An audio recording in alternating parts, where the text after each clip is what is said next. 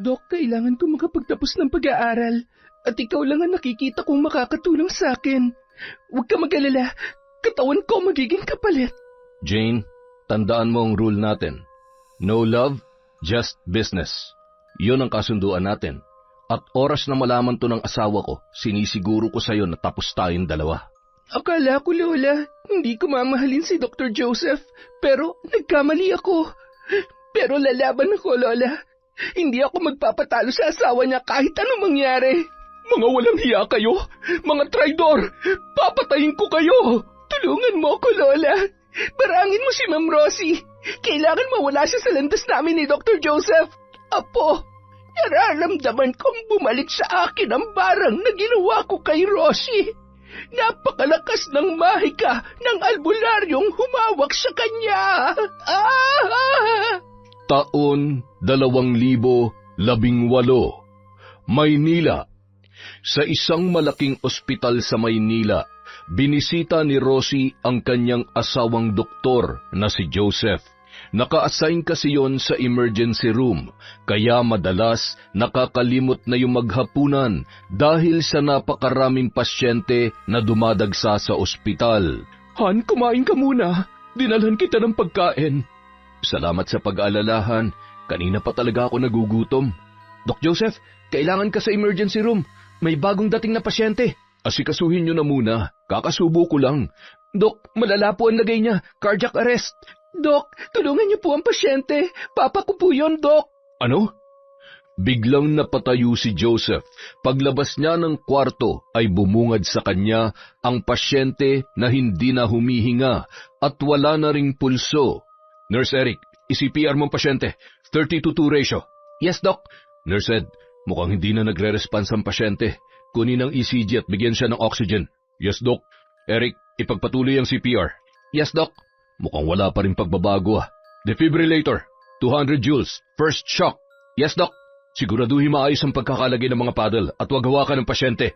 Clear. Nagbigay ng shock si Joseph. Isang kuryente ang dumaan sa katawan ng lalaki. Ngunit hindi na talaga yun bumalik sa normal. 3 beses na inulit ni Joseph ang pagbibigay ng shock na umabot na sa maximum joules na 360. Ngunit wala pa ring nagbabago sa kondisyon ng pasyente. Hanggang nagtuloy-tuloy na rin ang flatline na lumabas sa monitor. Doc, iligtas niyo po ang papa ko. Jane, bakit nandito ka? Hindi ka pwede dito. Lumabas ka rito. Makalipas ang ilang sandali. Pasensya ka na, Jane. Ginawa na namin ang lahat. Pa! Huwag niyo akong iwan. Paano na ako, Papa? Tahan na, Jane. Wala na tayong magagawa. Hindi siya pwedeng mamatay, Doc. Jane, Apo, tama na. Tanggapin na lamang natin ang lahat. Nandito pa naman ako. Hindi kita pababayaan. Lola, kailangan ko po si Papa. Siya lang ang inaasahan ko. Nauunawaan kita, Apo. Pero wala na tayong magagawa. Nasaksihan ni Rosie ang lahat ng naganap sapagkat tahimik siyang sumunod sa asawang doktor sa emergency room. Labis ang kanyang naramdamang awa sa nursing student na si Jane. Medyo nakilala na rin kasi nila ito dahil halos 1 buwan na rin yung nagpa-practice sa ospital na yon. Ilang sandali pa, nagpaalam na rin na maglola upang asikasuhin ang yumaong ama ng dalaga. Nakakaawa naman si Jane. Nag-aalala tuloy ako kung paano niya itataguyod ang kanyang pag-aaral. Siguro naman meron pa siyang ibang pamilya na tutulong sa kanya. Ang sabi niya dati, lola na lamang niyang nag-aalaga sa kanya kapag nasa trabaho ang kanyang ama. Matagal na raw kasing namatay ang mama niya. Nako, malaki nga ang problemahin niya. Mayroon pang 1 semester bago siya makapagtapos. Sayang naman kung hindi siya makakapagtapos. Maganda pa naman siya at matalino. Bagay na bagay sa kanya maging nurse. Han, hindi na natin problema yan. Isa pa, hindi mo naman kamag-anak si Jane. Pasensya ka na, Han. Naaawa lang talaga ako sa kanya. Matapos mailibing ang papa ni Jane, nag-alala na siya sa kanyang pag-aaral. Sinubukan niyang lumapit sa kanyang mga malayong kamag-anak na may kaya sa buhay upang maging working student, ngunit wala ni isa ang tumulong sa kanya. Jane, apo, pasensya ka na, pero kailangan mo munang tumigil sa iyong pag-aaral. Hindi pwede, Lola. Kaunting panahon na lang at makakatapos na ako. Paano kita mapag-aaral?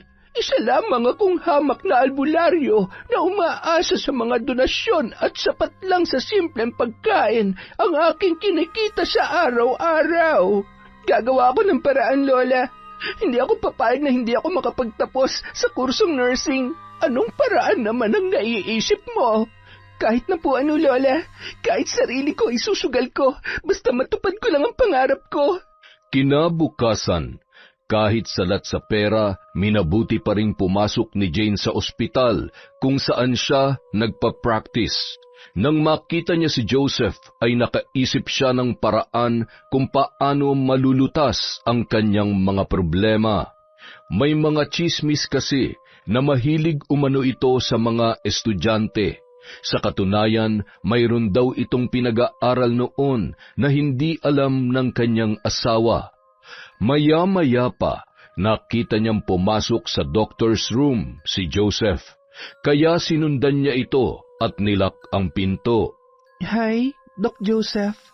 Oh, Jane, kumusta ka na? I'm not feeling well, Doc. I feel so hot. Ha? Bakit? May lagnat ka ba? Ibang init ang nararamdaman ko, Doc. Jane, teka, sandali. Bakit ka naguhubad sa harapan ko? Bakit? Ayaw niyo ba? Hindi lang ako makapaniwala, Jane. Nawawala ka na yata sa katinuan. Hindi, Doc. Alam kong ginagawa ko. Teka, sandali lang. Bakit mo naman to ginagawa? Doc, kailangan ko makapagtapos ng pag-aaral. At ikaw lang ang nakikita kong makakatulong sa akin. Huwag ka mag-alala. Itong katawan ko magiging kapalit. Teka lang, Jane. Parang hindi mo yata pinag-iisipang mabuti ang desisyong ginagawa mo sa buhay mo, ha? Hindi na ako bata, Doc. May sarili na akong desisyon. At alam ko rin na gusto mo to. Hindi pwede, Jane.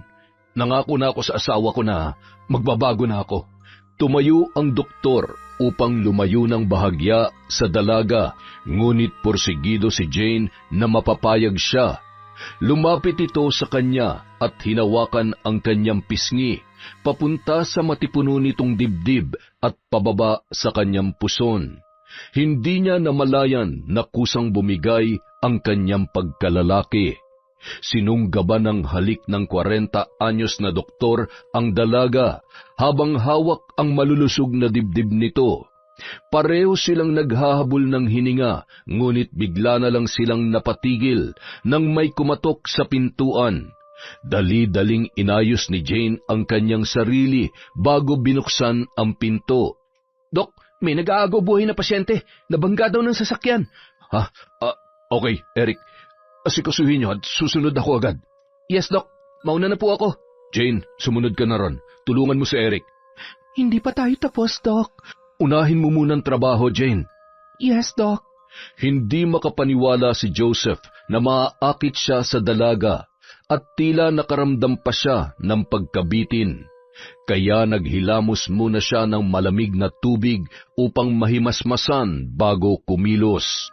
Paglabas niya ng kwarto, bumungad sa kanya ang naghihingalong pasyente. Eric, bigyan mo siya ng oxygen. Opo, Doc. Jane, i-monitor ang kanyang blood pressure at heart rate. Opo, Doc. Malala ang kanyang sugat sa ulo. Kailangan natin siyang stabilize at ihanda para sa CT scan. Yes, Doc. Ako na pong bahala. Kumilos agad ang mga nurse upang i-CT scan ang pasyente. Matapos makita ang resulta, agad na tumawag si Joseph ng neurosurgery team para sa agarang operasyon ng pasyente. Nang matapos ang kanyang tungkulin, agad siyang bumalik sa doctor's room, habang si Jane naman ay kinausap ng kanyang kaibigan na si Eric. Jane, magtapat ka nga sa akin. Bakit ang tagal mo dun sa kwarto ni Doc kanina? Tsaka ang putla-putla mo nung pumasok ako. Ha? Wala naman. Nag-usap lang kami ni Doc. Nagtatanong kasi siya tungkol sa dahilan sa nangyari sa papa ko. Nagtatanong tapos nakalak yung pinto. Lalaki ako, Jane.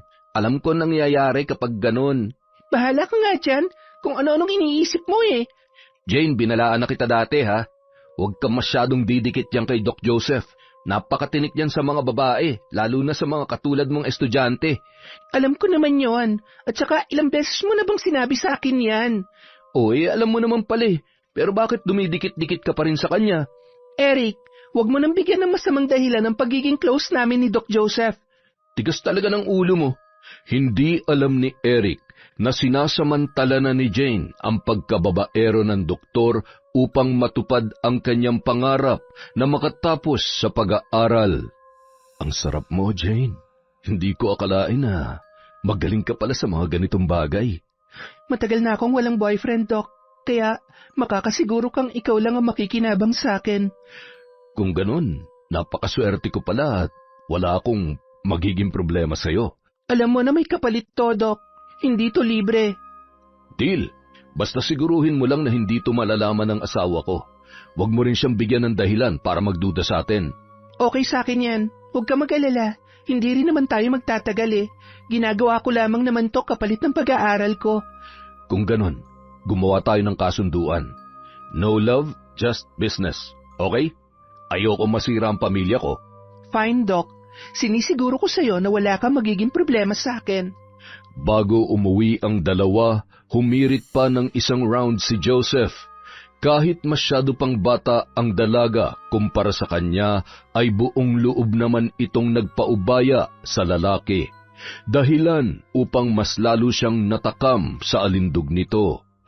Pagod at puyat ang naramdaman ng doktor pagka-uwi sa kanilang bahay. Habang si Rosie naman ay halos magdamag na naghihintay sa kanya.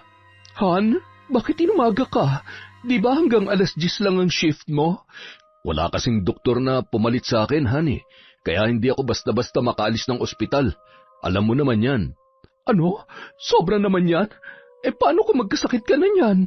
Han, minsan lang naman to. Hindi to pwede, Han. Kailangan natin magreklamo sa may-ari ng ospital.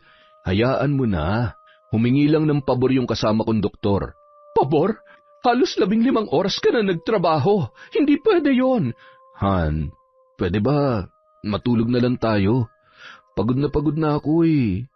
Sa halip na magalit, awa at pag-aalala sa kalusugan ng asawa ang naramdaman ni Rosie. Halos 1 buwan na hindi nagpalit ng schedule si Joseph. Halos gabi-gabi rin silang nagche-check-in ni Jane sa motel na tila walang pagsasawa sa isa't isa. Maging ang paglalampungan nila sa mismong kwarto ni Joseph sa ospital ay naging normal na lamang sa dalawa. Doc, ano ba? Baka makita na tayo ng ibang nurse. Hindi yan. Sinabi ko na sa kanila na kumatok muna bago pumasok. Teka sandali, nakikiliti ako. Nanggigigil kasi ako sa iyo eh. Pwede bang kumain muna tayo? Nagugutom na kasi ako eh.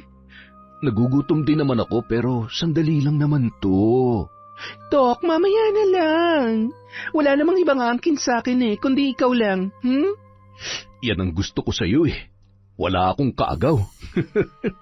Bakit naman ako maghahanap pa ng iba kung sapat naman ang binibigay mo sa akin? Isa pa, komportable na ako sa iyo, Dok. Sa katunayan nga, habang tumatagal, hinahanap-hanap ko ng mga ginagawa natin. Di mas exciting. Sige na, kumain na muna tayo. Umiwas ng bahagya si Jane upang ihanda ang kanilang pagkain. Kukulitin pa sana siya ni Joseph nang biglang bumukas ang pinto at pumasok si Rosie. Hi, Han. Oh, Han, ba't di ka nagsabi na pupunta ka rito? Gusto ko lang na surpresahin ka, kaya dinalhan kita ng pagkain. Bakit, Han? Bawal na ba akong pumunta dito kahit anong oras? Ibig kong sabihin, Han, sana nagsabi ka. Hindi na sana ako nagpabili ng pagkain dito kay Jane. Nakakahiya tuloy. Nako, Jane, iha, pasensya ka na ha, at napag-utusan ka ng asawa ko. Ha? Ayos lang po. Wala namang problema sa akin yon. Nagugutom na rin po kasi ako dahil sa dami ng pasyente kanina. Kaya bumili ako ng pagkain at sinabay ko na lang din po si Doc. Oo nga, Han. Grabe kanina, daming pasyente. Ngayon lang kami nakapagpahinga. Ay, kaya dapat sabay na kaming kakain eh. Mabuti na lang talaga't nandito ka, Jane. Salamat sa pag-asikaso mo sa asawa ko, ha? Simula ngayon, isipin mo na rin na hindi na kami iba sa'yo ng asawa ko. Hindi ba, Han? Oo naman, Han. Sige, kumain na kayo. Heto, Jane, marami akong dalang ulam. Opo, salamat po. Halika na, Han. Sabayan mo na kaming kumain. Sige, para mas ganahan kang kumain. Alam mo, ako talaga nagluto nito para sa'yo. Nako, salamat sa effort mo, Han. Napakaswerte ko talaga na ikaw ang naging asawa ko. Maganda na, maalaga pa. Bolero? Heto, tikman mo tong adobo. Masarap to. Masarap nga. Mawalang galang na po sa inyo. Tapos na po akong kumain, Doc Joseph. Ma'am Rosie, maiwan ko na po kayo. Jane, bakit kaunti lang ang kinain mo? Marami pa tong dala ko. Busog na po ako, ma'am. Salamat po, mauna na po ako. Jane, sandali. Eto, tanggapin mo tong pera. Maliit na halaga lang to pero makakatulong to sa iyong pag-aaral. Nako, wag na po, ma'am. Sige na, huwag ka nang mahiya. Pasasalamat ko na rin yan sa pag-aasikaso mo dito kay Joseph. Wala nang nagawa pa ang dalaga, kundi tanggapin ang perang ibinigay ni Rosie. Pagkatapos ay dali-dali siyang lumabas at hindi na lumingon pa. Hindi niya maintindihan ang kanyang naramdaman.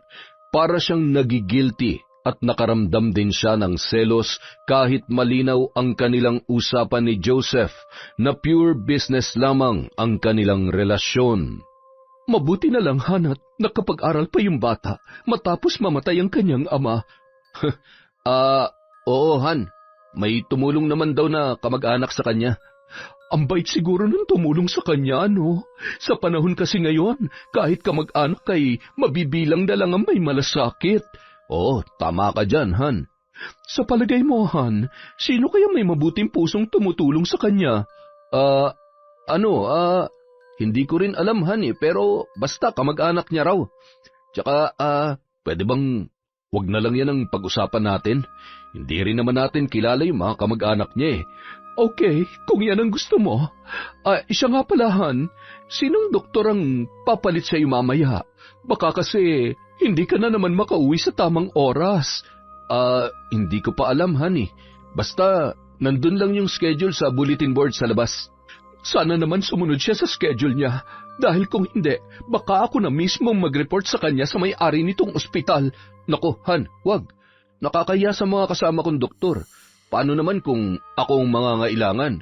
Baka hindi rin nila ako pagbigyan. Hindi naman kasi mabuti ang ginagawa nila. Parang nakakasanayan ka na nila eh. Kung gusto mo, kakausapin ko na lang sila na maayos. Han, hindi mo na kailangan gawin yon. Basta mamaya, after ng shift ko, uuwi ako kagad. Ha? Aasahan ko yan, Han, ha? Promise, Han. Pagkalipas ng 1 oras ay umuwi na si Rosie. Samantala, pagkatapos ng shift ni Joseph sa ospital ay hindi pa rin siya umuwi, tulad ng ipinangako niya sa kanyang asawa. Sa halip ay nagsama na naman sila ni Jane sa motel. Muntik na tayong mahuli ni Ma'am Rosie kanina. Pasensya ka na, hindi ko alam na darating siya eh. Hindi kaya nagdududa na siya sa atin? Di yun. Alam kong hindi pa nagdududa si Rosie sa'yo, kaya sikapin mo lang na maging normal sa harap niya. Siyempre naman, gagawin ko talaga yan. Hindi ako papayag na masira ang diskarte ko. Basta maging mabait ka lang sa kanya, wala tayong magiging problema. Hindi ko akalain na ganun ka-inosente ang asawa mo, kaya pala napakadali lang niyang lokohin. Huwag na natin yung pag-usapan. Halika nga dito. Dok, ano ba? Dahan-dahan naman. Kanina pa kasi ako nang gigigil sa iyo eh. Alam mo, habang tumatagal, lalo lang akong nababaliw sa iyo, Jane. Sige lang, Dok. Pagsawaan mo ko hanggang gusto mo. Wala kang kasing sarap, Jane. Talaga? Kung ganon, mas masarap ako kaysa sa asawa mo? Tinatanong pa ba yan? Siyempre naman. Napangiti naman si Jane dahil sa kanyang narinig. Tila sabik na sabik sila sa isa't isa na parabang hindi nagkita ng ilang araw. Naging mas mapusok na tila apoy na nagliliyab ang kanilang mga katawan. Pagkatapos ng kanilang ginawa, sabay silang napagod at sabay na rin natulog na parehong walang saplot. 5:00 na ng umaga nang mapabalikwas ng bangon si Joseph. Dali-dali niyang hinatid si Jane sa kanilang bahay tulad ng kanilang nakasanayan. Magandang umaga po, Lola. Mano po? Apo, napapadalas ng paghatid sa iyo ng doktor na yun, ah. Umamin ka nga. Meron ba kayong relasyon? Lola, wala po. Wala? Anong tawag mo sa inyo? Hinatid niya lang po ako, Lola. Magkasabay kasi ang oras namin paglabas ng ospital. Inuumaga kayo, Jane. Tapos naglalampungan pa kayo sa loob ng kotse. Kahit matanda na ako, naaaninag ko pa rin kayo, kaya huwag kang magsisinungaling sa akin. Oo na, Lola. Aaminin ko, may relasyon kami ni Doc Joseph. Ay nako, Diyos ko kang bata ka. May asawa ang doktor na yon. Paano kung mahuli ka? Lola, huwag kayong mag-alala. Kapag nakatapos na ako ng nursing, tapos na rin po kami. Yan ba ang naisip mong paraan ng pag-angat sa buhay? Bakit, Lola? May alam ka pa po bang ibang paraan para masustentuhan ang pag-aaral ko? Wala naman, diba? Pero, Apo, gusto kong makatapos, Lola, kaya hayaan niyo na ako. Pagpasensyahan mo na ang lola mo. Kung mahirap lamang ako, wala akong magawa upang maibigay ang lahat ng pangangailangan mo. Kaya nga suportahan niyo na lamang ako sa diskarte ko, Lola. Pero Apo, masyado ka pang bata para sa mga bagay na yan. Natatakot ako na baka masaktan ka lamang. Paano ako masasaktan, Lola? Utak ang ginagamit ko, hindi puso. Kaya sinisiguro ko na hindi po yan mangyayari. Nag-aalala lamang ako para sa'yo, Apo. Iniwan na ni Jane ang kanyang lola at dumiretso na sa kanyang kwarto. Samantala, pagka-uwi naman ni Joseph sa kanilang bahay ay agad siyang pinagbuksan ng gate ng kanilang driver na si Wantoy. Dok, si Ma'am Rosie parang sinaniba ng masamang espiritu. Ano bang pinagsasasabi mo dyan, Wantoy? Oo nga, Dok. Kanina pa yan. Paikot-ikot sa terrace. Minsan naglakad parot pa rito. Parang zombie na nga po si Mami. Tigilan mo nga ako, Wantoy. Bahala kayo, Dok. Baka mamaya mangagat na yan. Ayan na siya, Dok. Bahala na kayo dyan. Saan ka galing, Joseph? Han, ano yung sinasabi ni Wantoy na... Sumagot ka! Saan ka galing? Siyempre sa ospital. Saan pa ba ako manggagaling? Sinungaling. Si Dr. Martin ang pumalit sa'yo kanina, hindi ba? Tinawagan ko siya pagkatapos ng shift mo.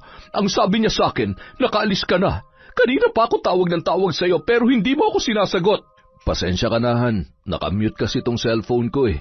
Pag upo sa kotse, sumanda lang ako saglit pero hindi ko namalayan, nakatulog na pala ako sa sobrang pagod. Paggising ko, nagulat na nga lang ako dahil 4:00 na pala. Kaya nagkape na lang muna ako bago umuwi. Niloloko mo ba ako? Pumunta kami ni Wantoy doon, pero wala ang kotse mo. Kasi Han, doon ako sa labas ng coffee shop nakapark. Magkakape nga sana ako paglabas ko ng ospital, kaso nga, pagdating ko doon, bigla na lamang ako nakatulog sa kotse. Sana lang hindi ka nagsisinungaling sa akin, Joseph. Kung gusto mo, sumama ka sa akin bukas sa ospital kung nagdududa ka. Oo, sasama talaga ako. Hindi mo ako masisisi dahil minsan ka nang nagloko noon. Rosie, matagal na yon. Nangako na ako na hindi na yun mauulit. Magtiwala ka naman sa akin. Nadala naman si Rosie sa pagpapalusot ng kanyang asawa, ngunit hindi mawala-wala sa kanyang isipan ang pagdududa na baka nagloloko yun. Simula noon, nakapagdesisyon na si Rosie na gabi-gabi niyang bibisitahin ang kanyang asawa sa ospital, dahilan kaya hindi na sabay kumakain sina Jane at Joseph. Doon na nagsimulang makaramdam si Jane ng selos sa asawa ng doktor. Jane, ano ba nangyayari sa'yo at kanina ka pa nakasimangot dyan? Wala, Eric. Masama lang ang pakiramdam ko. Baka naman masama lang ang mood mo dahil gabi-gabi nang nandyan ang asawa ni Doc Joseph. Ano bang pinagsasasabi mo dyan? Huwag ka nang magmaang-maangan. Alam ko na may relasyon kayo. At saan mo naman nakuha ang chismis na yan? Hindi mo ba alam na pinag-uusapan na kayo dito sa buong ospital? Sayang ka kung sa may asawa ka lamang papatol. Shh! Itiko mo nga yung bibing mo. Paparating na siya. Sino ang pumatol sa may asawa? Ha? Wala po, ma'am. Yung pinanood naming movie dito sa cellphone. Ganun ba? Akala ko kasi may alam kayong hindi ko nalalaman. Wala naman po, ma'am. Eric, Jane, pwede ba akong makisuyo sa inyo? Ano po yun, ma'am? Pakibantayan naman ang asawa ko. Wala ba kayong napapansin na meron siyang babae? Paano nyo naman po nasabi yan, ma'am? Nung mga nakaraan kasi, madalas ay inuumaga na siya ng pag-uwi, kaya nagdududa ako na baka mayroon siyang ibang babae. Nako, ma'am, pasensya ka na pero wala po akong napapansin. Ikaw, Jane, baka may alam ka. Huwag kayo matakot. Hindi niya naman malalaman na kayo magsusumbong sa akin. Wala rin po akong alam, Ma'am Rosie. Malaman ko lamang na may babae siya, malilintikan talaga sila sa akin. Hindi na nakaimik pa si Jane. Hindi niya alam ang kanyang isasagot. Nakahinga lamang siya ng normal nang tuluyan ng umalis si Rosie. Narinig mo yon? Mukhang nakakaamoy na si Ma'am Rosie. Kaya kung ako sa'yo, itigil nyo na yung ginagawa nyo. Eric, hindi pwede. Anong hindi pwede? Dahil si Doc Joseph ang nagpapaaral sa akin ngayon. Pero ngayon lang to, pag nakagraduate na ako, puputulin na namin ang lahat. Puputulin? Halata nga na in love ka na kay Doc. Basta yun lang ang sinasabi ko sa kanya, hanggang matapos ko lang ang pag-aaral ko. Nako, delikado ka dyan, Chong. Oras na mahuli kayo ni Ma'am Rosie. Pero nandito na ako. Wala na akong magagawa. Tatapusin ko to. Basta, pinagsabihan kita. Kaya huwag mo akong sisisihin kapag nagkagulo rito.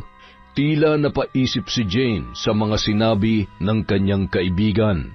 Alam kasi niya na may punto yon dahil siya mismo ay alam niya sa kanyang sarili na nagseselos na siya sa asawa ni Joseph, isang bagay na hindi niya dapat maramdaman. Makalipas ang ilang araw, hindi na nakatiis pa si Jane. Kararating pa lamang ni Joseph sa ospital nang sundan niya agad yon sa doctor's room. Jane, bakit ba gabi-gabi nang pumupunta dito yung asawa mo? Jane, hindi ko siya pwedeng pigilan sa pagpunta dito. Baka kung anong isipin niya. Naiinis na ako sa kanya. Ano? Ang usapan natin, pakikisamahan mong asawa ko para hindi siya makahalata. Malapit na matapos ang internship ko dito sa ospital. Tapos, lagi pang pumupunta dito ang asawa mo. Ni halos wala ka ng oras para sa akin. Teka lang, Jane. Nagsiselos ka ba sa asawa ko? Oo, aaminin ko, nagsiselos na ako. Jane, may kasunduan tayo. Wala na akong pakialam sa kasunduan. Basta ang alam ko, naiinis ako kapag nakikita ko kayo magkasama ng asawa mo. Matuto kang ilugar ang sarili mo. Paano kapag nahuli niya tayo? Di titigil to. Matitigil din ang pag-aaral mo. Sige ka. Wala na akong pakialam. Jane, be professional. Hindi mo ba iniisip na pareho tayo mapapahamak niyan? Kaya ayusin mo yung utak mo. Ayan, nagagalit ka na sa akin ngayon. Pagkatapos mo akong pagsawaan. Jane, tandaan mo ang rule natin. No love, just business. Yun ang kasunduan natin. At oras na malaman to ng asawa ko, sinisiguro ko sa'yo na tapos tayong dalawa. Hindi na nakaimik pa ang dalaga. Malinaw ang kanilang usapan, ngunit ngayon ay hindi niya na kontrolado ang kanyang emosyon. Hanggang sa natapos na ang kanyang pagiging nursing intern sa ospital. 3 araw pa lamang niyang hindi nakikita si Joseph ay tila mapapraning na siya. Noon niya lamang namalayan na obsessed na siya sa doktor. Nang malaman niya na nagpapalit yon ng schedule sa araw, hindi siya nagdalawang isip na kausapin yon. Hindi ka na dapat pumupunta dito sa ospital. Hindi ka na intern. Kasi hindi mo na ako tinatawagan. 3 araw pa lang, Jane. Kahit na, dapat binibigyan mo pa rin ako ng panahon. Wala to sa usapan natin. Doc, hindi ko sinasadya na ma-obsess sa'yo. Ang gusto ko lang naman ay magkita pa rin tayo araw-araw. Nababaliw ka na ba? Alam mong hindi pwede yung gusto mo. Pwes, gumawa ka ng paraan. Hindi ako papayag na hanggang ganito na lang tayo. Nakikiusap ako, umalis ka na. Darating na ang asawa ko ngayon, may lakad kami. magtataka siya kung bakit nandito ka. Huwag mo siyang bigyan ng dahilan para magduda sa atin. Aalis lang ako kapag pinangako mong magkikita tayo mamaya. Okay, sige. Magkita tayo mamaya. Tatawagan kita. Okay na ba yon? Aasahan ko yan, ha? Pangako yan. Kaya umalis ka na bago ka paabutan ni Rosie. Napanatag naman ang kalooban ni Jane. Aalis na sana siya nang biglang dumating ang asawa ng doktor na ikinagulat nilang dalawa. I'm here, honey. Hello, hon. Oh, nandito ka pala, Jane. Kumusta? Kailangan mo ba ng tulong? Ano kasi? Napadaan lang siya, Han, at nangungumusta na rin. Oh, napaka-thoughtful mo naman pala, Jane. Sinasadya mo talagang puntahan ang asawa ko dito. Mabait po kasi si Doc. Hindi na rin po ako magtatagal, ma'am. Alis na po ako kasi hinahanap na po ako ni Lola, malamang. Well, sumabay ka na sa amin. Ihatid ka namin sa inyo. Naku, nakakahiya po. Wag na lang po. Ano ka ba naman? Huwag ka na mahiya sa amin ng asawa ko. Halika na. Napilitan namang sumabay si Jane kahit labag sa kanyang kalooban. Habang magkatabi ang mag-asawa sa front seat, nakaramdam na naman siya ng labis na selos kay Rosie. Doon nabuo ang kanyang pangarap na sana siya na lang ang asawa ni Joseph. Pagkababa ng dalaga sa kanilang bahay, diretso siyang pumasok sa kanyang kwarto at umiyak. Anong nangyari sa'yo, Apo? Lola, ang sakit pala na maging kabit lang. Sinabi ko naman sa'yo noon pa na itigil mo na yan, pero ang tigas ng ulo mo. Akala ko po, Lola, hindi ko mamahalin si Doc Joseph, pero nagkamali po ako. Pero lalaban po ako, Lola. Hindi ako magpapatalo sa asawa niya kahit anong mangyari. Ay nako, nababaliw ka na, Apo. Basta, Lola, aagawin ko si Doc Joseph sa kanya. Tulungan niyo po ako, Lola. Please. Jane, mali yan. Hindi kita matutulungan sa gusto mo. Alam kong hindi lang panggagamot ang alam niyo, kundi may alam rin kayo sa pambabarang. Kaya tulungan niyo ako, Lola. Patayin niyo si Ma'am Rosie para masolo ko na si Doc Joseph. Jane, mali ang hinihiling mong ito. Hindi ko yan magagawa. Mali? Anong pagkakaiba sa pinagagagawa ng mga nagbabayad sa'yo para mambarang? Hindi ko sila kilala, Jane. Samantalang ikaw, apo kita. Kaya nga tulungan niyo ako, Lola, dahil apo niyo ako. Kung hindi niyo ako tutulungan, ako ang gagawa ng paraan para makuha si Doc Joseph. Kinagabihan, hinintay ni Jane ang tawag ni Joseph ayon sa pangako nito. Tumupad naman ang doktor sa usapan, kaya walang kasing saya ang kanyang naramdaman nang muling makasiping ang doktor. Samantala, hindi nila alam na may nagsumbong kay Rosie kung nasaan ang kanyang asawa. Nagkunwari siyang nag-check-in sa motel kasama si Wantoy upang makapasok, hanggang sa matagpuan nila ang kotse ng doktor. Samahan mo ako, Wantoy. Magtanong tayo kung saang kwarto naka-check-in si Joseph. Ma'am, baka naman magalit sa akin si Doc. Kanino ka ba kumakampi? Sa akin o kay Joseph? Siyempre, sa inyo, ma'am. Kaya lang, si Doc kasi ang nagpapasweldo sa akin. Medyo gipit po ako ngayon, ma'am. Kung ayaw mo kong samahan, pues ako na lang. Sandali, ma'am. Sasama na ako. Bahala na. Tara na po, ma'am. Atak! Kahit kailan talaga puro kakalokohan. Habang patuloy sa paglalaro ng apoy ang dalawa, bigla na lang silang napatigil nang may kumatok ng malakas sa kanilang pintuan. Nagsuot ng shorts si Joseph at binuksan ng bahagya ang pinto. Sa pag-aakalang staff lamang yon ng motel. Nagulat na lamang siya nang biglang itinulak ng malakas ang pintuan. Nanlaki naman ang mga mata ni Jane nang makita si Rosie. Sinugod siya nito sa kasinampal at sinabunutan ng walang pakundangan. Hindi naman siya makapanlaban dahil nakatapis lamang siya ng kumot. Hayop ka, Jane! Hindi ko akalain na aahasin mo ang asawa ko! Ma'am, tama na po. Maawa po kayo sa akin. Hindi ako naaawa sa mga walang hiyang katulad mo. Papatayin kita. Ma'am, tama na po. Bitiwan niyo na po ako. Rosie, tama na. Walang hiya kayo. Mga traidor. Papatayin ko kayo. Rosie, tama na. Pag-usapan natin to na maayos. Mamili ka, Joseph. Ako o ang babae mo? Siyempre ikaw ang pipiliin ko dahil asawa kita. Si Jane, pampalipas oras ko lang. Tila sinampal ng katotohanan ang dalaga dahil sa kanyang narinig. Tunay na pinanindigan ni Joseph ang kanilang kasunduan. Maya-maya pa ay tumakbo na si Jane palabas habang umiiyak. Ididimanda ko kayo, Joseph. Kung gagawin mo yan, makukulong ako. Sinong bubuhay sa mga anak natin, ha? Ikaw? Porket wala akong trabaho, gaganituhin mo na lamang ako. Rosie, asawa kita. Samantalang si Jane, laruan ko lang. Ang buong akala ko'y nagbago ka na. Pero hanggang ngayon, babaero ka pa rin. Tama na. Umuwi na tayo sa bahay. Huwag mo nang palakihin ang gulong ito. Nakakahiya sa mga nandito. Nakakahiya? Marunong ka mahiya. Rosie, please, tama na. Nang makauwi sila sa bahay, agad naman nag-empake si Rosie ng mga gamit para lumayas. Ngunit mahigpit siyang pinigilan ng kanyang asawa. Napaluhod pa si Joseph sa harapan ni Rosie at sa kanyang mga anak. Habang umiiyak ang dalawang bata ay yumakap sa kanila ang ama, dahilan upang maantig ang puso ng kanilang ina. Han, huwag ka nang umalis. Maawa ka sa mga anak natin.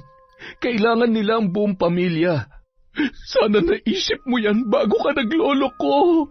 Han, asawa kita at ikaw ang mahal ko. Kaya please, huwag mong gawin to. Patawarin mo na ako. Makikipaghiwalay na ako sa iyo, Joseph. Isasama kong mga anak ko. Han, please, nangangako ako na hindi na to mauulit. Sinabi mo na yan sa akin noon, pero ngayon inulit-ulit mo na naman. Bigyan mo ako ng last chance. Please, hindi ako mabubuhay nang wala kayo. Magbabago na ako, pangako yan. Ma'am, wag po nating iwan si Daddy. Ayaw ko po siyang iwan. Han, kahit para na lang sa mga anak natin. Mommy, Daddy, wag na po kayo mag-away. Para sa mga bata, bibigyan kita ng huling pagkakataon, Joseph. Kapag naulit pa ito, hindi mo na kami makikita ng mga anak mo. Salamat, Han. Salamat. Pangako, hindi na ito mauulit. Puputulin ko ng ugnayan namin ni Jane. Samantala, nakarating naman kay Concha ang nangyari sa motel dahil sa isang kakilala. Labis-labis na awa ang kanyang naramdaman para sa kanyang apo. Lalo pat nakikita niyang nagmumukmuk na lang ito sa kwarto at halos hindi na kumakain. Sa awa ni Concha kay Jane, napilitan siyang puntahan si Joseph sa ospital. Nakikiusap ako sa iyo. Dalawin mo ang apo ko. Ayaw ko mawalan ulit ng isa pang mahal sa buhay. Patawad po, pero hindi ko siya mapupuntahan. Nangako na ako sa asawa ko na puputulin ko na ang aming ugnayan. Paano naman ang apo ko? Hahayaan mo na lang ba siyang mawala sa kanyang sarili? Buo na ang desisyon ko. Sa ngayon ay mas pinipili ko na ang aking pamilya. Wala kang awa. Matapos mong abusuhin at pakinabangan ang apo ko, ganyan lang ang sasabihin mo. Hindi ko siya inabuso. Siya may kagustuhan ng lahat ng ito. Tandaan mo ito, Doktor. Kapag hindi mo ako tinulungan na maging maayos ang apo ko, pasensyahan na lamang tayo. Ipapatikim ko sa iyo kung paano mawalan ng mahal sa buhay. Umalis si Concha na puno ng galit. Pagbalik niya sa bahay ay nadatnan na lang niya si Jane na pumatong sa upuan at may nakataling lubid sa leeg. Jane, itigil mo yung ginagawa mo. Kung hindi mo ako tutulungan, Lola, magpapakamatay ako. Apo, galing ako sa ospital. Hinikayat ko si Joseph na pumunta rito. Ginawa kong lahat ng aking makakaya. Kaya huwag kang gumawa ng ikakapahamak mo. Totoo ba yung sinasabi niyo, Lola? Nakausap niyo siya? Anong sabi niya? Mahihirapan daw siyang pumunta dito dahil sa asawa niya. Kung ganon, tulungan niyo ako, Lola. Marangin niyo si Ma'am Rosie. Kailangan mawala na siya sa landas namin ni Doc Joseph. Oo, tutulungan kita. Kaya bumaba ka na dyan. Gagawin ko na ang gusto mo. Totoo ba yung sinasabi niyo, Lola? Oo, Apo. Maniwala ka sa akin. Tutulungan kita. Tinupad ni Lola Concha ang kanyang pangako kay Jane. Gumawa siya ng sagradong ritual at binarang si Rosie gamit ang mga ipis at bakukang. Inilibing din niya ang larawan ng babae sa may dalampasigan at pinabaunan ng mga Latinong orasyon. Nagawa ko na ang nais mo, Apo. Anong mangyayari sa kanya, Lola? Magkakasakit siya hanggang sa mamatay. Salamat, Lola, dahil pinagbigyan niyo ang aking kahilingan. Hindi ko kayang mawala ka, Apo. Simula nang mawala ang ama mo, ikaw na lang ang natitira sa akin. Pagkatapos nito, Lola, tiyak mamahalin na ako ni Joseph. Apo, masyado ka pang bata. Marami pang ibang lalaki ang iyong makakasalamuha. Paano kung hindi talaga kayo ni Joseph ang para sa isa't isa? Hindi, Lola. Siya lang po ang gusto ko. Kaya kukunin ko siya kay Rosie sa kahit anong paraan. Nais mang sabihin ni Concha na mali ang ginawa nila. Ngunit mas nananaig sa kanya ang takot na baka tuluyang maging desperada ang kanyang apo. Samantala, umepekto naman agad ang barang na ginawa ni Concha kay Rosie. Han, tulungan mo ako. Hindi ako makabangon. Ano nangyari sa'yo, Han? Ang tiyan ko, napakabigat. Han, bakit parang lumolobo nga yung tiyan mo? Aray ko, huwag mong hawakan, masakit. Dadalhin kita sa ospital para matingnan ka agad. Kung may sakit man ako, bakit wala akong sintomas na naramdaman? Bakit bigla na lang ako nagkakaganito? Hindi ko alam. Pumunta na tayo sa ospital. Kailangan kang i-confine sa lalong madaling panahon. Agad na isinugod si Rosie sa ospital. Mabilis naman siyang inasikaso at kinunan ng blood samples para sa mga test. Nagsagawa rin ng MRI at ultrasound, ngunit nanatiling negative ang lahat ng resulta. Halos 1 linggo na si Rosie sa ospital, pero wala pa ring eksplanasyon ang mga doktor sa kanyang sakit, lalo na ang tungkol sa pagliit at paglobo ng kanyang tiyan. Joseph, ilabas mo na lang ako rito. 1 linggo na ako pero wala pa rin nagbabago. Han, hindi pwede yan. Hindi ka pa magaling. Mas lalo ako magkakasakit dito. Wala rin namang findings kung ano nga ang sakit ko. Han, naguguluhan kami sa sakit mo. Ngayon lang kami naka-encounter ng ganitong sakit. Maging ang paglobo at pagliit ng tiyan mo ay hindi namin maipaliwanag. Kaya nga, iuwi mo na lamang ako sa bahay. Mas mabuti pa ron, makakasama ko mga anak ko. Nalilito na ako, Han.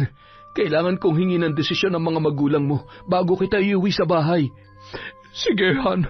Tawagan mo sina Mama at Papa. Ayaw ko na dito sa ospital. Mas lalo akong nahihirapan. Patawarin mo ako, Han. Hindi kita mapagaling.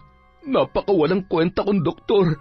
Han, huwag mong sisihin ang sarili mo dahil ginawa mo naman ang lahat. Dahil sa pagpupumilit ni Rosie, napilitan si Joseph na iuwi ang kanyang asawa. Nag-hire na lang siya ng private nurse para mag-alaga doon. Samantala, nakarating naman kay Jane ang nangyayari sa asawa ni Joseph.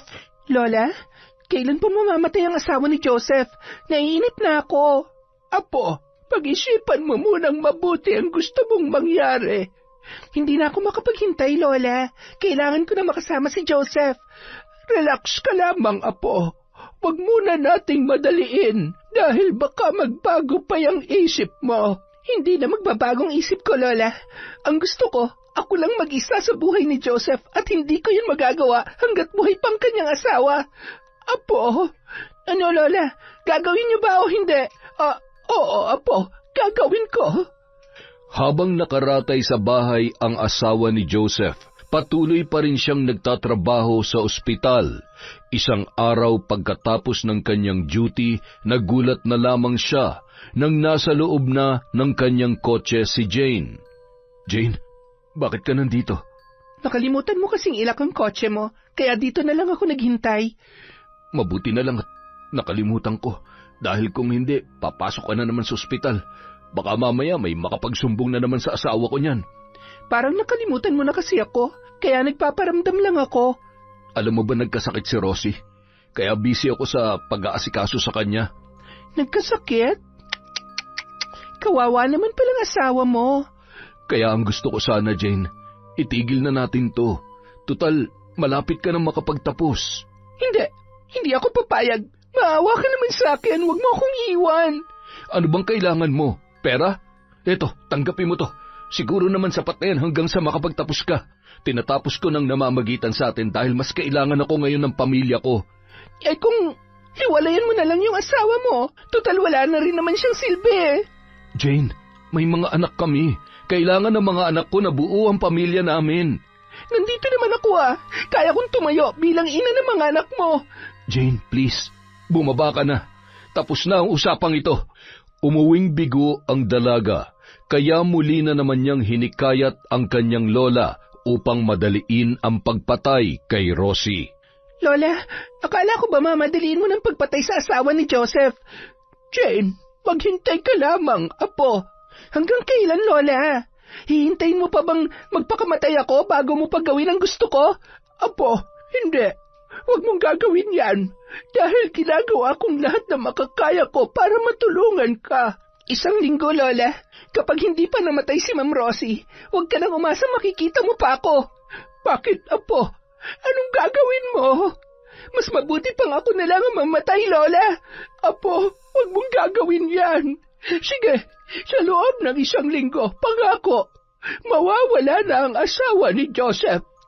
Muling nagsagawa ng sagradong ritual ang matanda. Sa pagkakataong yun ay mas lalo pa niyang pinahirapan si Rosie upang mas mapadali ang kamatayan nito.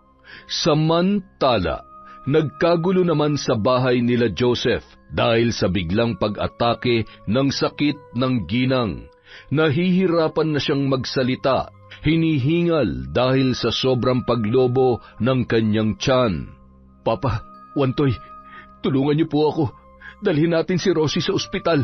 Ano na naman ba nangyari sa anak ko? Doc Joseph, Boss Rudy, may kutob ako na hindi ordinaryo ang sakit ni Ma'am Rosie. Tingin ko, manggagamot na makakapagpagaling sa kanya. Bakit? Anong tingin mo sa sakit ng asawa ko, Wantoy? Parang katulad dun sa pinsang ko, Doc Parang binabarang siya. Ano? Hanggang ngayon ba naman ay naniniwala ka pa rin sa barang? Sige, Doc. Isipin mo kung hindi barang, bakit kayong mga doktor ay walang kakayahang pagalingin siya? Tama si Wantoy. At wala namang mawawala sa atin kung maniniwala tayo sa kanya. Kung gusto niyo pa pong mabuhay si Ma'am Rosie, dalhin na natin siya sa manggagamot. Subukan lang po natin. Meron akong kilalang albularyo malapit dito. Dalhin na natin siya doon. Kayo po ang bahala, pero hindi po ako sasama doon. Baka malaman nila na doktor ako. Pagtawanan pa ako ng mga tao doon. Huwag ka mag-alala, Joseph. Dahil nandito naman ako. Ako na ang bahala sa anak ko. Tama, kami na po ang bahala kay Ma'am Rosie, Doc. Dinala nila sa isang albularya si Rosie. Ngunit ang hindi nila alam, ang manggagamot na kanilang hiningan ng tulong ay siya ring bumarang kay Rosie. Nagulat naman si Jane sa kanyang nadatnan, kaya dali-dali siyang nagtago sa kanyang kwarto. Ang hindi niya alam ay nakita siya ni Wantoy.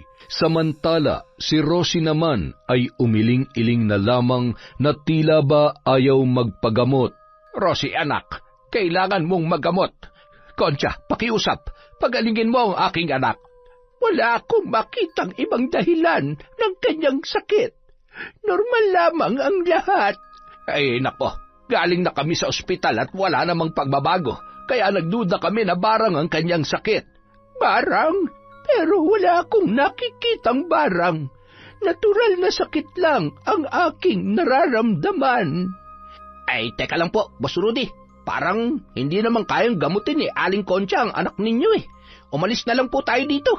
Hindi, Wantoy. Subukan lang natin. Handa ako magbayad ng malaki basta't gumaling lamang ang anak ko. Bakit? Wala ba kayong tiwala sa akin? Hindi naman po sa walang tiwala. Pero hindi ko rin maiwasang magduda sa inyo eh. Wantoy, ano ba? Nandito tayo para magpagamot. Natahimik na lamang silang dalawa nang biglang gumawa ng sagradong ritual si Lola Concha. Nag-usal yon ng mga salita na hindi nila maunawaan, pagkatapos ay hinawakan nito ang tiyan ni Rosie. Makakauwi na kayo. Hintayin niyo na lamang ang paggaling niya sa inyong bahay. Salamat kung ganon. Pero bakit wala pa rin nagbabago sa kanya? Maghintay lamang kayo ng 3 araw. 3 araw?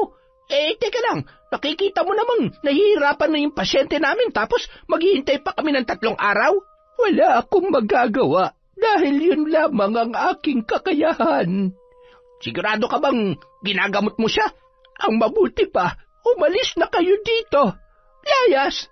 Mag-iingat ka. Kapag may masamang nangyari kay Ma'am Rosie, isusumbong ko kayo kay Doc Joseph. Ay nako, Wantoy, ano ba yung pinagsasasabi mo? Umuwi na nga lamang tayo. Kanina ko pa nga sinabi sa iyo, boss, na umuwi na lamang tayo. Wala akong tiwala sa albularyong yan.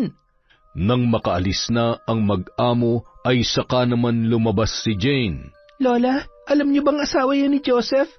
Alam ko, pero ang hindi ko alam ay kung sino ang nakapagturo sa kanila na magpagamot dito. Sana tinuluyan mo na lang yan, Lola, para wala na tayo maging problema. Kung gagawin ko yan, wala nang maniniwala sa akin. Kaya dadahan-dahanin ko lamang.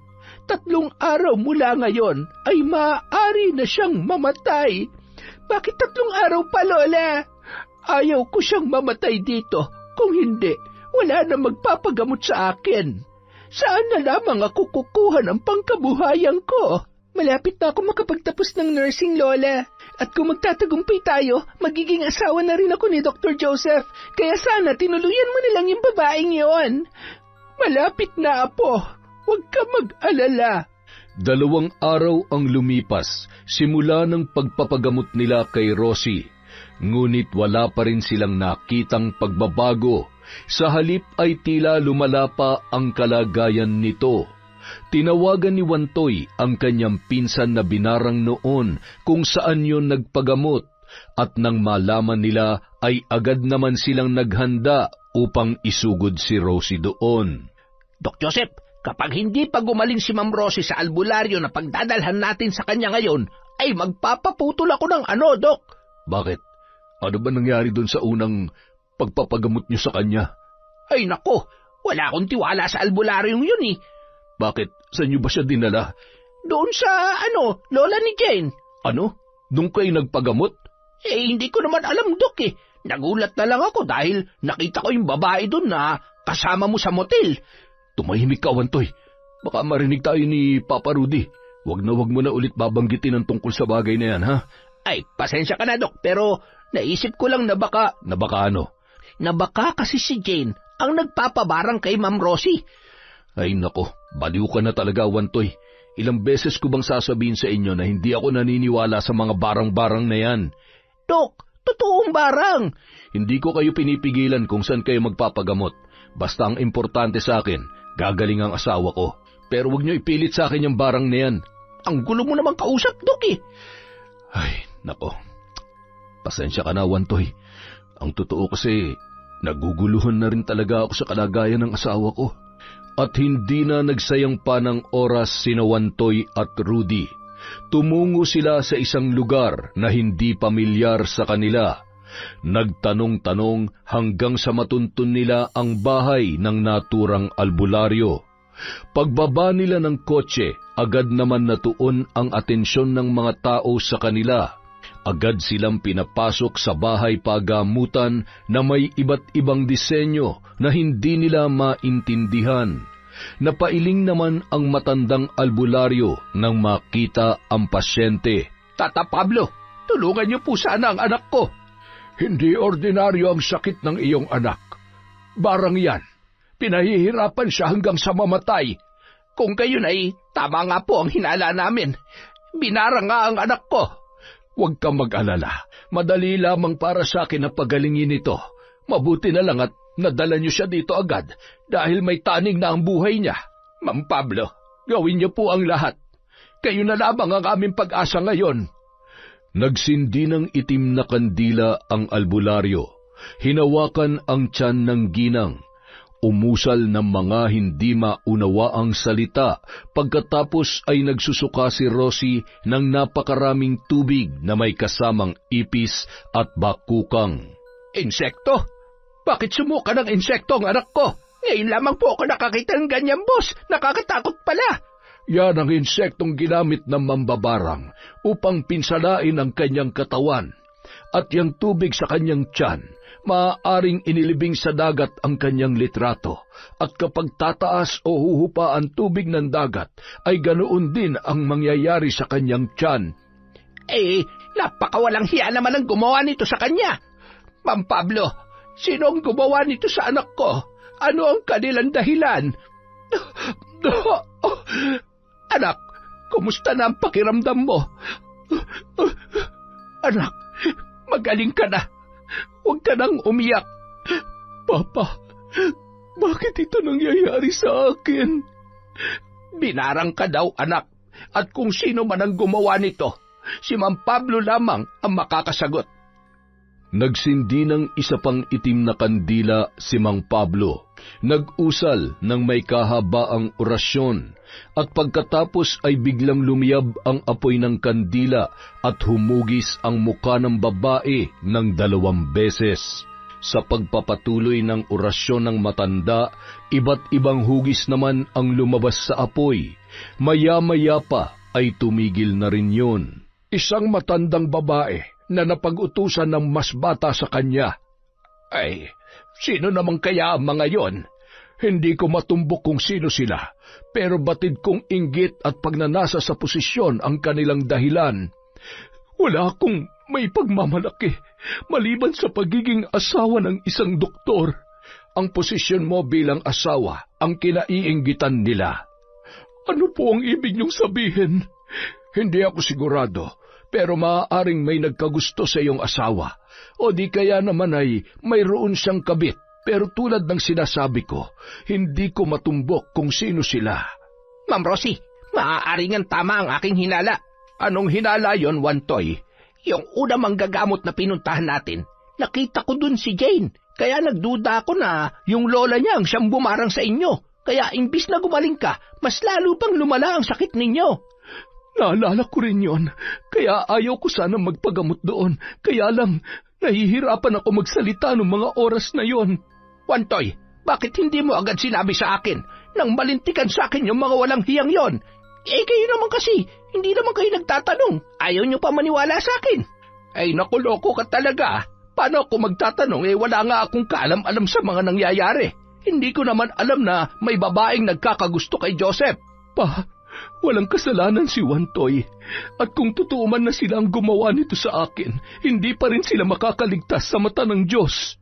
Kung sino man yung pinaghihinalaan ninyo, mag-ingat kayo sa kanila dahil maaaring sumiklab ang kanilang galit sa sandaling malaman nila na gumaling ka na. Paano po kung balikan nila ako? Magbibigay ako ng panangga. Huwag mo itong hubarin kahit anong mangyari dahil maaari kanilang patayin sa isang iglap lamang. Napakahalang naman ng kanilang bituka kung papatay sila ng tao dahil lamang sa inggit. Huwag mong maliitin ang inggit dahil kadalasan ito ang nag-uudyok sa tao para pumatay. Tama, kaya ako nag-iingat po ako parati. Sino naman ang naiinggit sa'yo, Wantoy? Ay, wala ba? Sige, hindi na lang po ako mag-iingat. Nakakatuwa ka talaga, Wantoy. Ay, Ma'am Pablo, salamat sa paggamot mo sa anak ko. Walang anuman.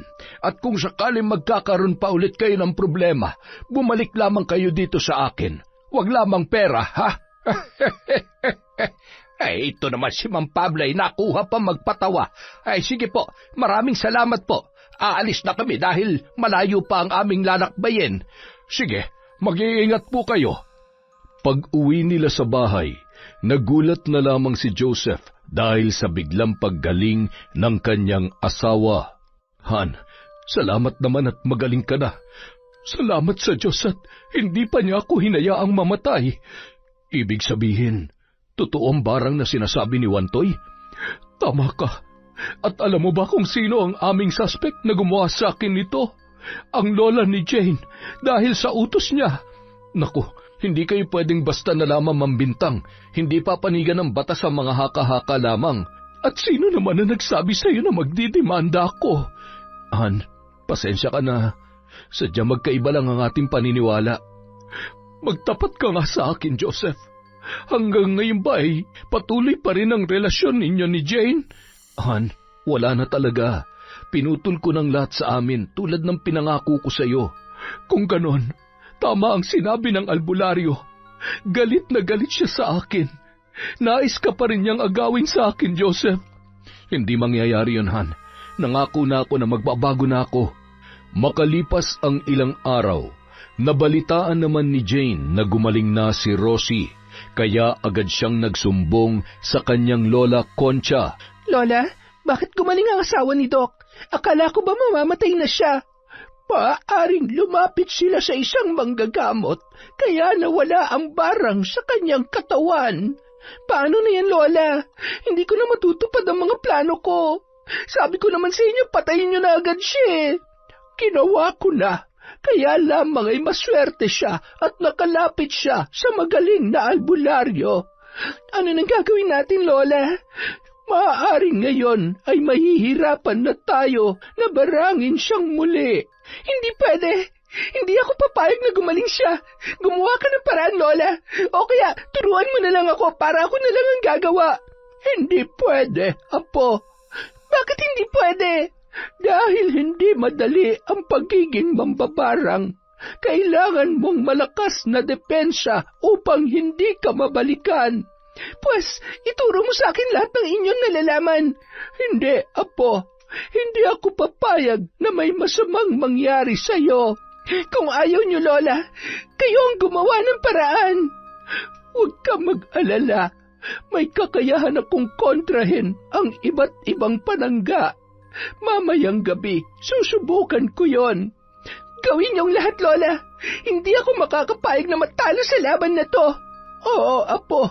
Gagawin ko ang lahat ng aking makakaya para lamang sa'yo. Kinagabihan, muling nagsagawa ng sagradong ritual si Lola Concha. Sinubukan niyang barangin si Rosie, ngunit nahirapan siya dahil sa lakas ng depensa nito. Patawad, Apo. Hindi ko kayang talunin ang kanyang panangga. Napakalakas na manggagamot na nagpagaling sa kanya. Wala na bang ibang paraan, Lola? Subukan niyo. Baka mayroon pa kayong magawa. Huwag ka mag-alala. Hindi ko siya titigilan. May oras din na tatanggalin niya ang kanyang depensa. At sa mga sandaling yon, makakapasok muli ang barang sa kanyang katawan. Maghihintay pa pala ako ng matagal? Dahil wala na tayong magagawa, hindi ko mawasak ang kanyang depensa. Naiinip na ako, Lola. Apo, maghintay ka lang. Dahil oras na makapasok ang barang sa katawan ni Rosie, sisiguraduhin ko sa iyo na hindi na siya magtatagal. Makalipas ang ilang linggo, kumpiyansa na si Rosie sa kanyang kalusugan. Muli nang bumalik ang malusog niyang pangangatawan.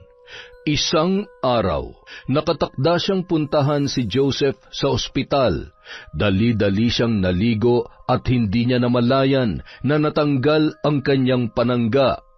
Pagdating sa naturang ospital ay bigla na lang siyang nahilo at natumba, kaya naman nagkagulo ang mga nurse. Doc Joseph, si Ma'am Rosie nasa emergency room. Ano nangyari sa kanya? Hindi ko po alam, Doc. Basta bigla na lang siyang natumba eh. Dali-dali namang tumakbo ang lalaki upang maasikaso ang kanyang asawa. Pagdating doon ay nakita niyang putlang-putla si Rosie. Nurse, i-monitor ang vital signs. Yes, Doc. Han, ano nangyari sa'yo?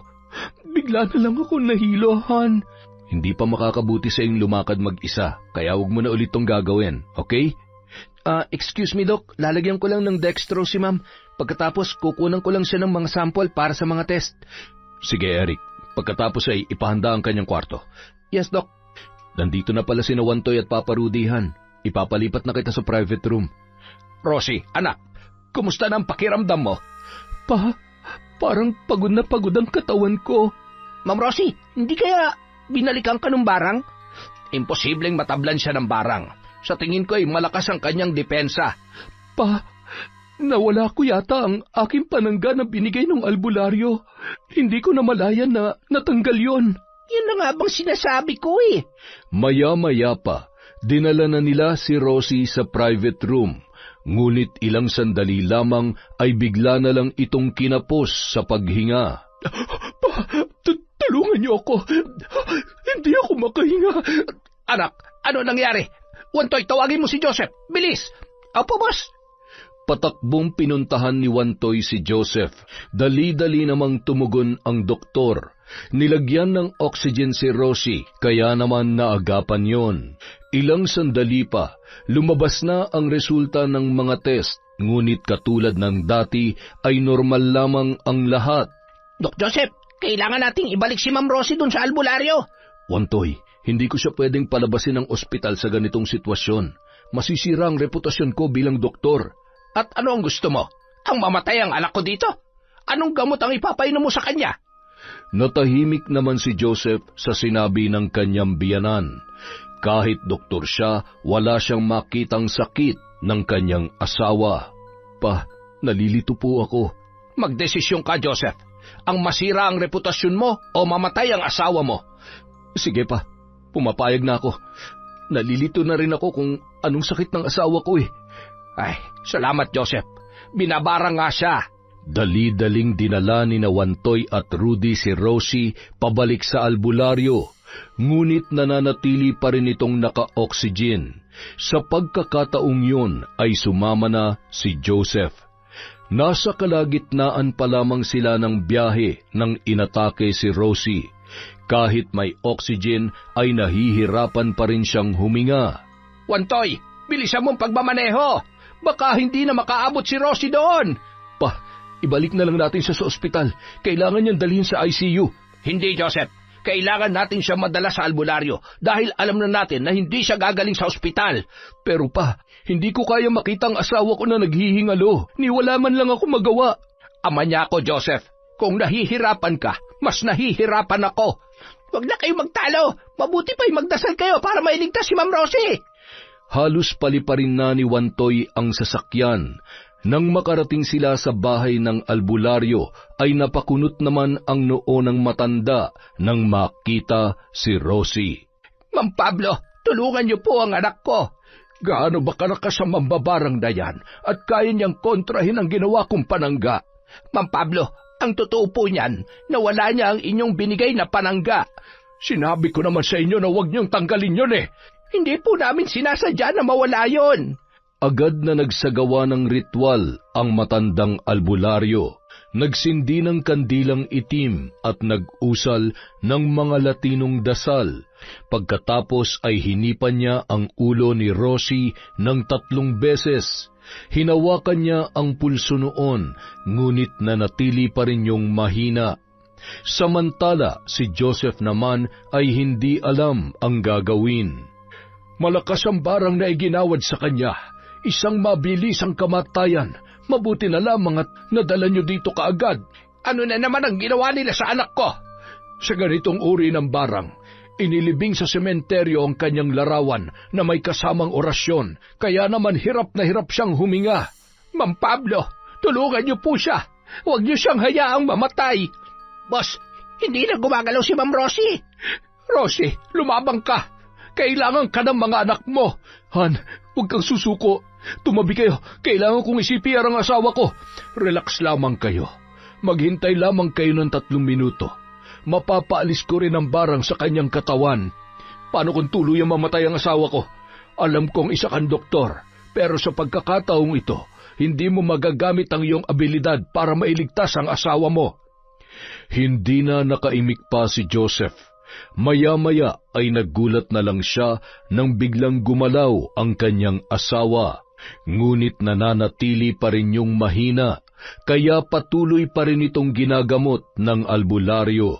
Napakalakas talaga ng barang. Habang hinahawakan ko siya, ramdam ko kung paano siya pinahihirapan. May paraan ba para matigil na ang ginagawa nila sa anak ko? Meron, kapag ibinalik natin sa mambabarang ang ginagawa niya kay Rosie. Ang sakit ni Rosie ay mapupunta sa kanya. Parang sinabi mo na rin na papatayin natin ang nambarang sa kanya. Boss, hindi naman siya nangingialam ako pero ang totoo niyan, mangingialam talaga ako. Kung ako sa inyo, mabuti pa ibalik nyo na sa kanyang barang para maranasan naman niya ang ginagawa niya kay Ma'am Rosie. Kung sa bagay, tama ka dyan, Wantoy. Hindi ako makakapayag na papatayin niya ang anak ko. Joseph, ano sa tingin mo? Kayo na po ang bahala magdesisyon. Kayo po ang mas higit na nakakaalam sa mga bagay na yan. Kung ganon, Ma'am Pablo, gawin mo na kung yan lang ang tanging paraan upang tuluyang hindi nila mapatay ang anak ko. Masusunod ang gusto ninyo. Nagpatuloy sa pag-usal ng dasal ang matanda habang nakahawak pa rin sa braso ni Rosie. Inipon niya ang lahat ng puwersa ng barang sa katawan nito at ibinalik sa kung sino mang may kagagawan. Ilang sandali pa, unti-unti nang bumalik ang kamalayan ni Rosie. Napahanga naman si Joseph sa ginawa ng albularyo, dahilan na parang nanliit ang tingin niya sa kanyang sarili bilang doktor. Han, kumusta ang pakiramdam mo? Medyo maayos na ako, Han. Salamat at magaling ka na.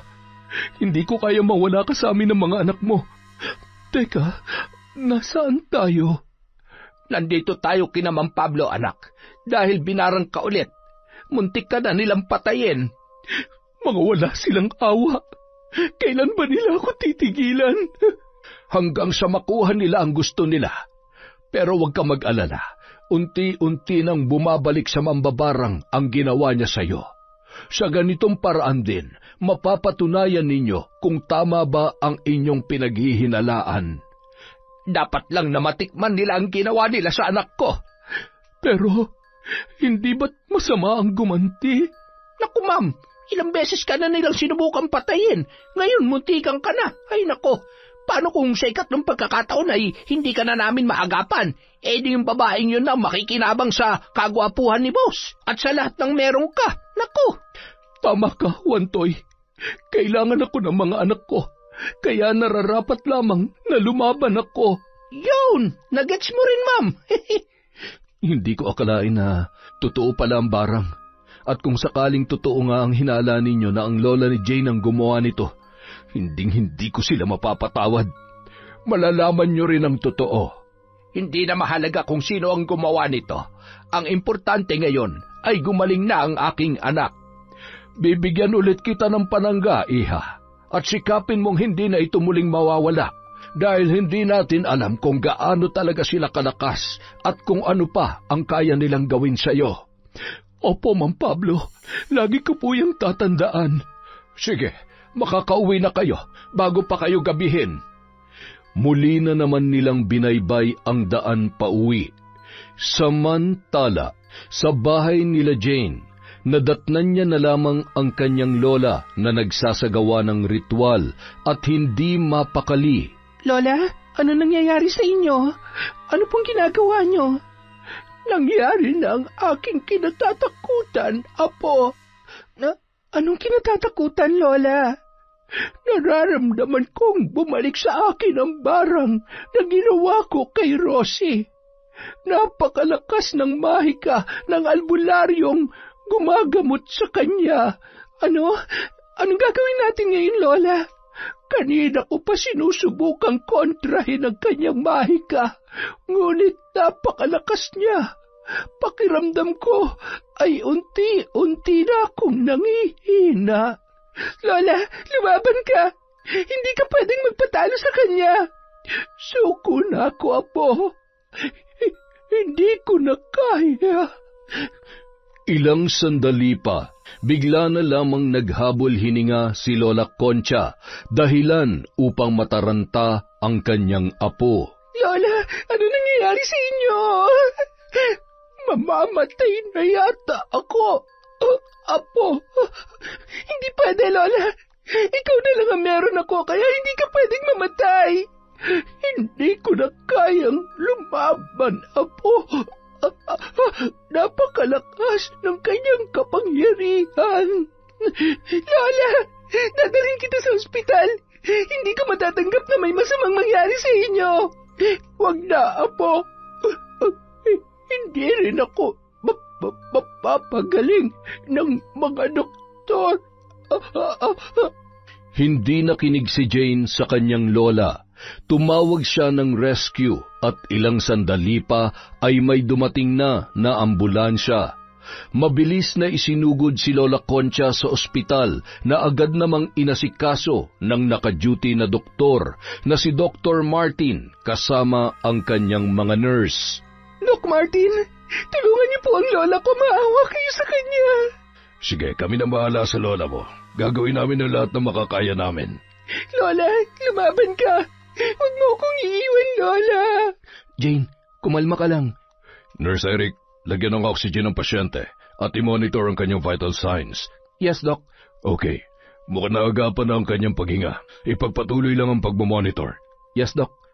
Walang tigil ang pag-asikaso sa lola ni Jane. Medyo matagal din ang paghihirap nito bago niya ito nakausap ulit.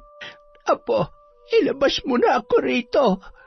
At saan ko naman kayo dadalhin, Lola? Walang magagawa ang ospital hanggat hindi ako nilulubayan ng albularyo nila Rosie. Mamamatay din ako katulad ng gusto nating mangyari sa kanya.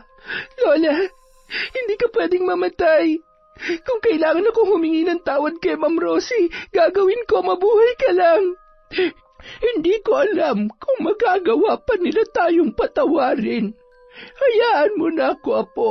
Panahon na para pagbayaran ko ang lahat ng aking mga kasalanan. Patawad, Lola. Ako ang dahilan kung bakit ka nagkaganyan. Kung hindi kita pinilit na barangin siya, hindi sana mangyayari to. Handa akong gawin ang lahat para sa iyo, Apo. Kahit na itaya ko pa ang buhay ko. Hindi, Lola. Hindi kayo pwedeng mamatay. Jane, Apo ko, isa lang ang hihilingin ko sa iyo. Kalimutan mo na si Joseph. Hindi siya ang lalaking nakalaan para sa iyo. Oo, Lola. Gagawin ko ang gusto niyo, kaya lumaban kayo. Malapit na ako magtapos ng nursing la, at ikaw ang gusto kong sumama sa akin sa entablado. Naramdaman ni Jane ang mahigpit na pagkakahawak ni Lola Concha sa kanyang kamay. Magsasalita pa sana ito nang muli na naman itong inatake ng barang. Nahihirapan na yung huminga kaya nag-request ang doktor na ipasok siya sa ICU. Lola! Lumaban ka, Lola! Jane, hindi ka pwedeng pumasok sa ICU. Kami nang bahala sa lola mo. Eric, tulungan mo si Lola, please! Habang nasa loob ng ICU si Lola Concha, labis naman na pagsisisi ang naramdaman ni Jane. Hindi niya akalain na babalik sa kanila ang karma ng pambabarang na ginawa nila kay Rosie. Ilang sandali pa, bumukas ang pinto at lumabas si Dr. Martin. Dok, kumusta po ang lola ko? Dok, sumagot kayo. Pasensya ka na, Jane. Ginawa namin ang lahat. Anong ibig niyo sabihin, Dok? Wala na ang lola mo, Jane. Hindi maaaring mamatay ang lola ko. Siya na lang ang pamilya meron ako. I'm sorry, Jane. Lola! Jane, tahan na. Alam kong mag-isa ka na lang ngayon. Pero nandito ako. Tutulungan kita. Salamat sa pinapakita mong kabutihan, Eric. Nagsisisi ako kung bakit hindi ako nakinig sa iyong mga payo noon. Kaibigan kita, Jane. Kaya dadamayan kita. Huwag ka mag-alala. Ha? Samantala, mabilis naman na nakarating kina Joseph at Rosie ang balita. Doon na rin nabuo sa kanilang isipan na ang lola nga ni Jane ang nambarang kay Rosie. Hindi ko akalain na kaya ni Jane gumawa ng mga bagay na ikakapahamak ng iba. Ngayon naniniwala na ako, Han, na totoo pala ang barang. Maging ako, Han, hindi ko ito mapapatunayan kung hindi ito nangyari sa atin. Patawarin mo ko. Muntik ka nang mamatay dahil sa kagagawang ko. Simula ngayon, hindi na talaga ako magloloko. Magsisilbing leksyon sa akin ang lahat na nangyaring ito. Salamat, Han. Pero totoo na ba yung pangako mo na yan? Simula ngayon, bibigyan kita ng lahat ng karapatan upang hindi ka na magduda sa akin.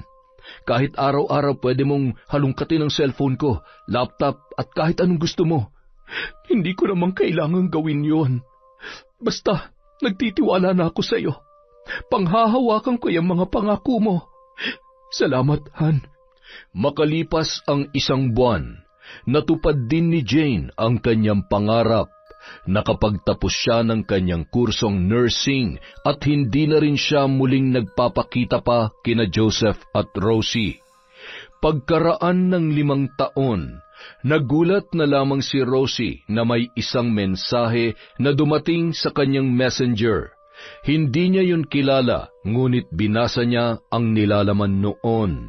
Dear Ma'am Rosie, nakamit ko man ang aking pangarap na makapagtapos ng nursing. Hindi naman ako nakakatakas sa aking mga kasalanan. Hanggang ngayon, inuusig pa rin ako ng aking konsensya. Kahit nandito na ako sa ibang bansa, nagkaroon ng trabaho at masayang pamilya, pero hindi pa rin nawawala sa akin ang takot na baka isang araw ay sisirain din ng ibang babae ang aking pamilya katulad ng ginawa ko sa inyo noon. Kaya ma'am, taos-puso po akong humihingi ng tawad sa inyo. Ang lahat ng aking mga nagawang kasalanan ay pinagsisisihan ko po. Jane. Biglang tumigil ang sandali ni Rosie. Hindi niya lubos akalain na ang taong minsang sumira sa kanyang buhay ay magpaparamdam muli. Noon niya naisip na nang dahil kay Jane ay tuluyan na ring naging mabuting asawa si Joseph. Mas lalong tumibay ang kanilang relasyon dahil sa leksyon na naiwan nito sa kanila. Pumikit siya at ilang sandali pa ay nag-reply sa pamamagitan ng isang voice message. Pinapatawad na kita, Jane. Naway mapatawad mo rin ang iyong sarili. Habang nakikinig si Jane, nagngilid ang kanyang mga luha dahil sa labis na kasiyahan. Tila may nabunot na tinik sa kanyang puso at nakalaya na sa bangungot ng nakaraan. Maging si Rosie ay hindi rin maipaliwanag ang kanyang nararamdaman. Isa lamang ang kanyang alam, magaan na ang kanyang pakiramdam. Yon! Ang pagpapatawad po ay mahalaga. Guys, gawin po natin yang araw-araw, kaya ang mga bakla sa kwentong enteng ay patawarin nyo na. Dahil dyan, meron tayong shout-out. Hello po kay Heli Borja na matampuhin. Hello po din kay Beth Mercado, kay Finky Rusi 14, kay Naneth Carson, kay Vivian Gatchalian, kay MJ Rivera. Hello po kay Marites Bryce, kay Delia Alion, Shauma TV. Hello din po kay Donna Clarito, kay Flordesita Cabe, kay Vicky Yabut, kay Rika Tataan, Cristel Yabut. Hello din po kay Gila Therese Nicole Santiago. Shout out kay Glessy Don, kay Selena Libona. Hi kay Alfreda Alano, kay Margie Banosong, kay Medelina Nasyanseno. Hi din po kay Helen Flores, Sanaling Family at Marilo Guevara. Hi kay May Espiritu, kay Ay Bisaya from Butuan City. Hi po sa Sobremonte, SPK Family, from Jessica Sobremonte, kay Arnel Castro from Hong Kong. Hello din po kay Mercy Aninyon, kay Manny Maniego, kay Hazel Badua, kay Jennifer Uwano. Hi po kay Inday from Bahrain. Hello kay Billy Ray, Jenny May, Ray Buendia from Lucy Buendia. Shout out din po kay Rosalina Bugayong, kay Edison Gonzalez, kay Miss Maura, kay Resel Galope. Happy birthday sa Monday po, November 3. Sakto. Hello din po kay Hayashi Megan. Hello kay Ruby Rose from Singapore, kay Norsen TV, kay Monica Nieves, at syempre kay Pamela Allen. Maraming salamat po sa walang sawang pagsuporta sa Kwentong Enteng!